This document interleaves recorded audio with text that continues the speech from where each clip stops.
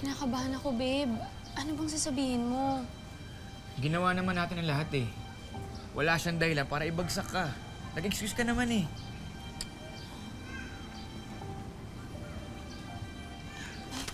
Sir, good morning po. Kakausapin mo raw ako, Ira. Sir, ako po talagang kakausap sa inyo tungkol sa girlfriend ko. Tungkol sa grades niya. Ira incurred so many absences, kaya bumagsak siya sa subject ko. Nagbigay naman siya ng excuse letter. Nagkasakit lang talaga yung nanay niya, siya yung nagbantay. Yes, I know, pero marami siyang na-miss na quiz at exams nang dahil dyan. Sir, mawalang galang lang ho. Ako po yung nagpapaaral kay Ira. Ginagawa naman namin ang lahat para tumaas yung grades niya. At makagraduate siya on time. Nagkasakit lang talaga yung nanay niya. Ador, halika na. Tama na.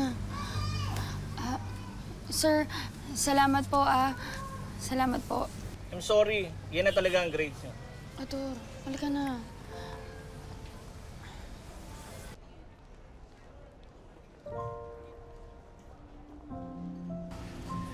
Mag-enroll ka next sem.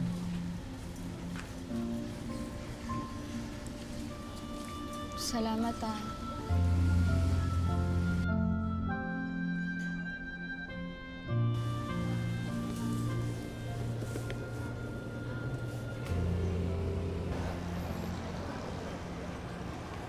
Alam mo, magpasalamat siya, nagbago na ako. Kung ako, Babe. yung katulad ng dati, nakatikim sa akin yun. Tama na, hayaan mo na. Nagbago ka na, di ba? Nagbago ako dahil sa babe ko. Sige na. Nakakainis eh, walang konsiderasyon. Ay nako, babe. Buti wala ka na tamong galos. Ako pa! Dumi lang yan, no? Ayan, diyan ka magaling. Kakaganyan mo. Pinag-aalala mo ko palagi. Sweet-sweet naman ng babe ko. Kiss nga. Kiss ka rin pala, nagagalit ka Ano pa. ba? Ano? Wala, nalulungkot pa rin kasi talaga ako eh. Sayang kasi yung oras, babe.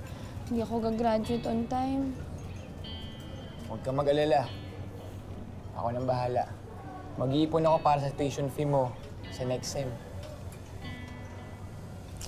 Thank you, babe. Alam mo, ayokong lulungkot ka eh. Ate! Lahat nga ng ulam dyan. Daling mo na dito. Gutom na kami. Di ba? Humingiti Oo, ka? kain na lang tayo. Babe, kinakabahan ako eh. Halika na, tingnan na natin. Ayoko, kinakabahan talaga ako. Babe, tingnan na natin para malaman natin yung resulta. Para makahinga na tayo.